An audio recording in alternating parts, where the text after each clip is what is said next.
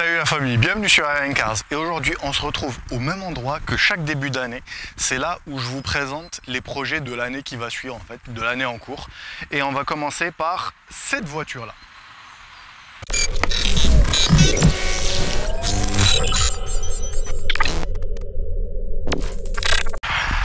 Alors, pour vous récapituler toutes les modifications qui ont été faites dans cette B-moteur. Donc, à la place du 2 litres qu'il y avait dans cette voiture-là, on a un 3 litres. C'est un M54, contrairement au M52 qu'il y avait à la base. Et il vient d'un X3. C'est d'un BMW X3. Donc, il est décomprimé déjà d'origine. Faut savoir que les moteurs qui étaient dans les X3, les X5 et tout ça étaient décomprimés par rapport aux moteurs qu'il y avait dans les 330 et tout ça en fait. Parce que c'est des moteurs qui sont faits pour des SUV, pour des utilitaires, donc est dit souvent sous contrainte. Et BMW avait fait ça en fait pour augmenter la longévité du moteur, chose qui n'a servi à strictement rien du tout parce que ces moteurs-là étaient connus pour avoir des problèmes de segment. Donc j'ai récupéré le moteur étant mort, comme ça que je l'avais récupéré, c'est comme ça qu'on me l'a vendu. Il se trouvait que les segments étaient collés, du coup bon, comme vous pouvez le voir dans la série que j'ai faite de reconstruction de ce bloc là, j'ai mis des segments de N54, des coussinets neufs et c'est reparti. Donc bloc, ça c'est bon.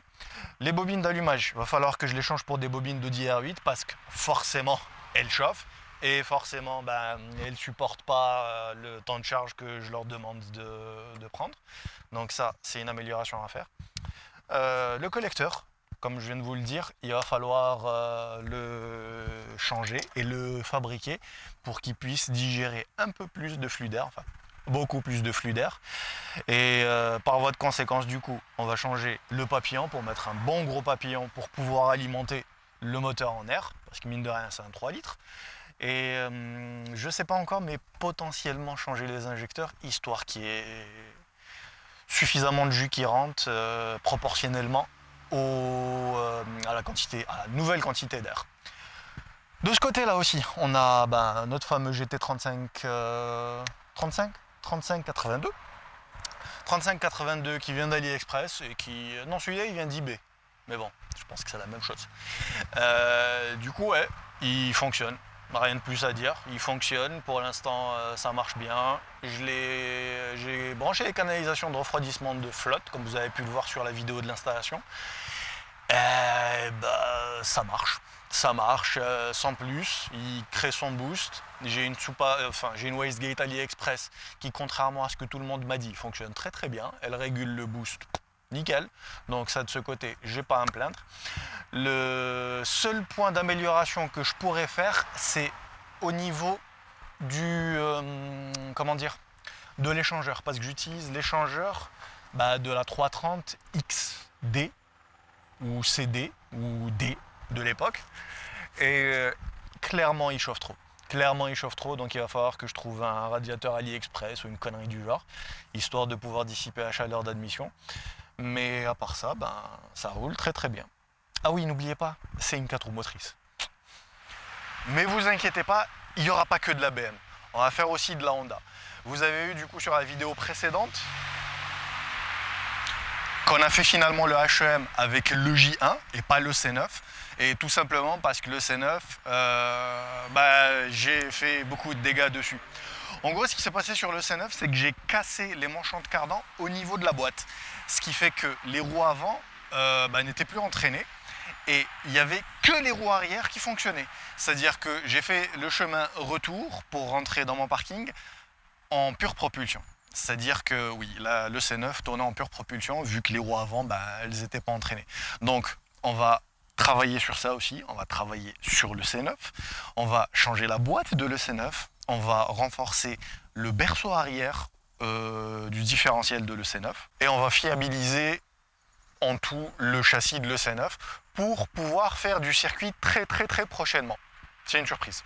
Alors pour ce qui est de le J1, comme vous avez pu le voir sur les vidéos, le J1 on a remarqué pas mal de problèmes au niveau de la prépa. Niveau moteur, c'était top, elle a fonctionné super bien, les constantes étaient super bonnes. Au niveau du Speeduino, la même chose, il a fonctionné nickel, le datalog a super bien fonctionné, donc de ce côté, il n'y a pas de problème.